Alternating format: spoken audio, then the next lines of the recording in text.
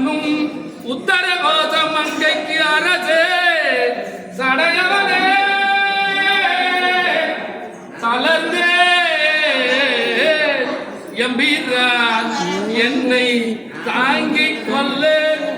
நான் ஊந்துடுற மாதிரி இருக்கிறேன்னு சொல்லிட்டு இந்த கல்லுல போய் சாஞ்சிக்கலாம், இல்ல பெட்ல போய் படுத்துக்கலாம், இல்ல போய் கூட சேரலாம்.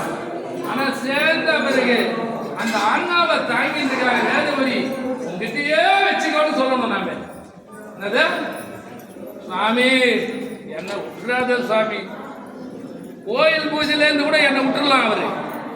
ஆனா இந்த ஆன்மாவை அவரோட வச்சுப்பார், அதை தடுக்கிறதுக்கு யாராலையுமே முடியாது. சரியா? அப்பேற்பட்ட பகவான் உள்ள இருக்கிறார், மணி அடிக்கிறார். அப்பேற்பட்டவர் உள்ள இருக்கிறார். தாயாய் தாய்க்கு மேல வந்து காப்பாற்றுவாங்க எல்லாம்.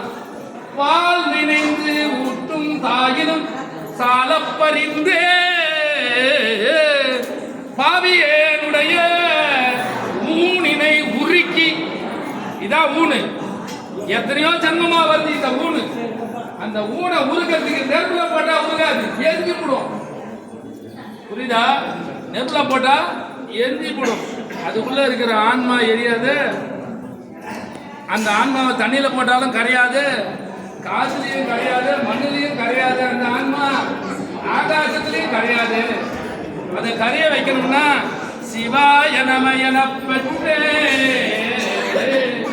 தேனாய் அமுதமுமாய் சிக்கும் சிவபெருமான் தானே வந்து, அவரே வந்து உங்களுடைய ஆன்மாவை டிஃப்யூஸ் பண்ணாதான் அவரோட சேர்த்து முடியும். உங்களை எப்படி கோவிலுக்கு வர வச்சு உங்களை கும்பிட வைக்கிறாரோ, அந்த அண்ணனை காரைக்குடியிலேருந்து வர வச்சு இன்னைக்கு அபிஷேகம் பண்ண வைக்கிறாரு. அற்புதமான மனிதர். சும்மா ஒரு வார்த்தைக்கு தான் சொன்னேன், சாமி நான் பண்றேன் சாமி. அன்பு உள்ளம் சிவன் பால் அவ்வளோ பிரியமா இருக்காங்க. ஏன் நான் சொல்றேன் கேட்டீங்கன்னா,